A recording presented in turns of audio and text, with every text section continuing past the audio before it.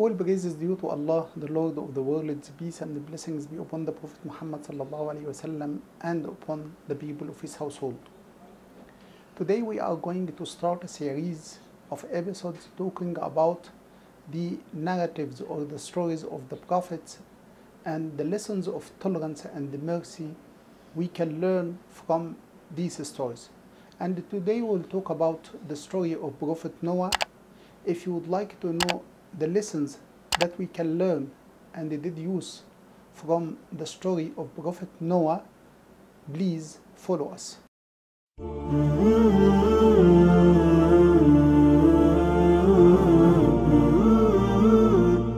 All praise is due to Allah, the Lord of the worlds. Peace and blessings be upon the Prophet Muhammad sallallahu alaihi wasallam and upon the people of his household. Prophet Noah or Prophet Noah was the second prophet after Adam, and he is the first messenger to the people of the earth according to the hadith or the prophetic tradition of the intercession. As far as the period between Prophet Adam and Noah is concerned, there is an authentic hadith which is reported by Imam Al-Bukhari. The hadith says, in which the Prophet Muhammad sallallahu alaihi wasallam says that the period between Adam and Noah is 10 centuries. Noah was born in 1056 years after the creation of Adam, or after the descent of Adam from the heaven. The people of Noah used to worship the idols, and the legitimate question here that we should ask, how they started to worship the idols, despite the fact that Adam himself taught his children monotheism.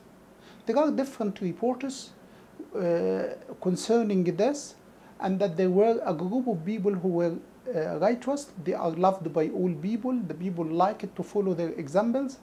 Those people lived in the period between Adam and Noah, and when they died, the people wanted to actually keep their memories alive. So they decided to erect statues in the place where they used to sit, and generation after generation they started to forget the purpose of erecting these statues, and the people were deluded by and were deceived by the devils, and they started to worship these statues, and they considered them as gods.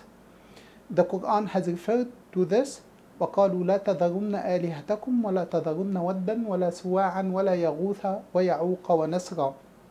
So the idolaters said, don't leave the worship of your gods, don't leave the worship of Wad, nor Suwa', nor Yaghus, nor Ya'uq, nor Nasra, and these are the names of the righteous people. They erected statues in order to keep their memories, and with the elapse of time they forgot and they were deceived by the Satan, and they started to worship them.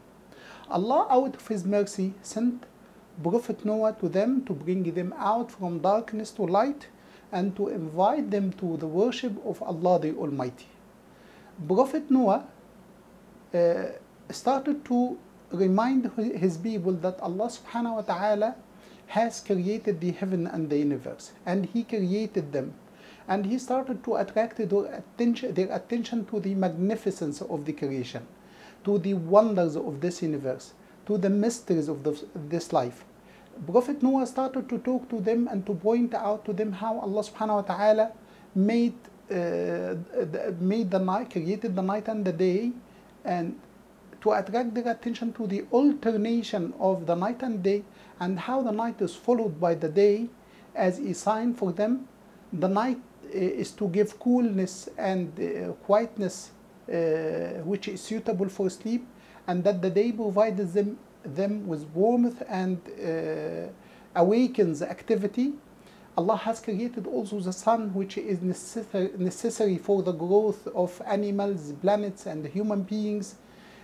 Also, Allah has created the stars, created everything in this universe to know the numbers of the days and the months, and He has also talked about all of these creations in the earth were created by God. It is not suitable for them to worship other than God the Almighty. The people were shocked by the invitation of Prophet Noah. They started to reject his invitation.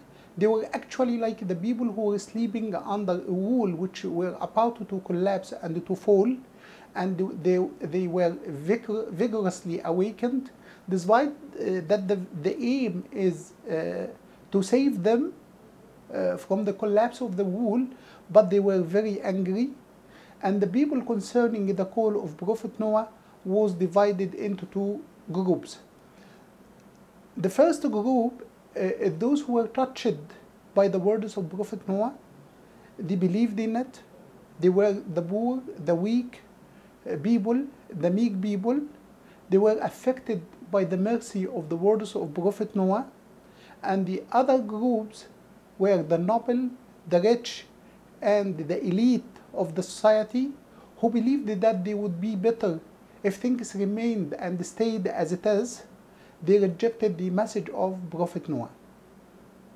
They actually started to argue with Prophet Noah that it is not suitable for the da'wah or for the faith which he is inviting to include the rich and the noble people and the poor together. This is not suitable for him. And if it is okay to dismiss the poor people and they will actually be converted to his religion, it's okay. Prophet Noah started to argue with them gently, and with the knowledge of the Prophet, he said to them that the poor people are not his guests, they are the guests of God, and he cannot actually dismiss them. And he kept patient. Prophet Noah himself was a very eloquent speaker, was a very skillful speaker.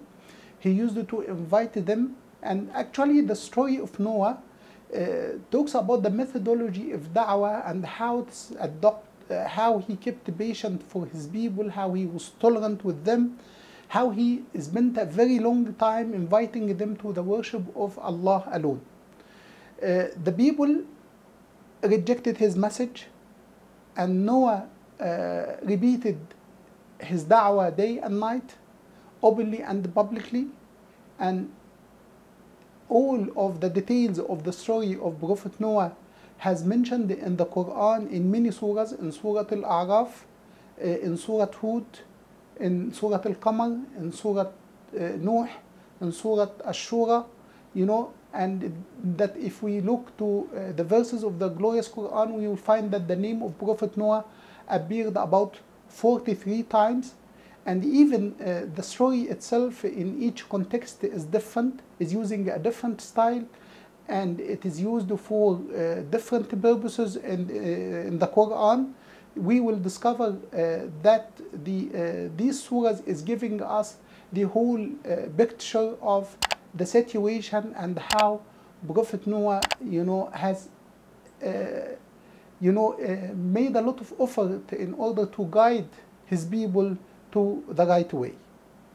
If you would like to know the rest of the story of Prophet Noah and how his story came to an end and what are the lessons that we can learn from the story of Prophet Noah, please wait for us for the next episode, inshallah ta'ala. Thank you so much.